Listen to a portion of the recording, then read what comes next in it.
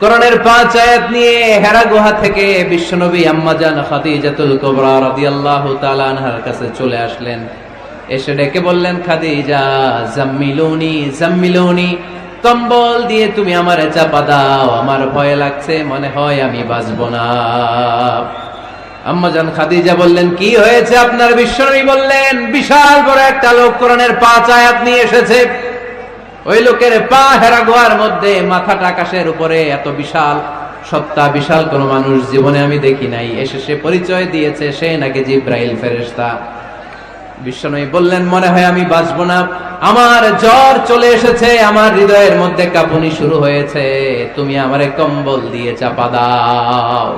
আম্মা জান খাদিজা বললেন, ও নবী, ভয় পাবেন না, আমার আল্লাহ কোনদিন আপনারে অপমান করবেন না। সুবহানাল্লাহ পড়েন।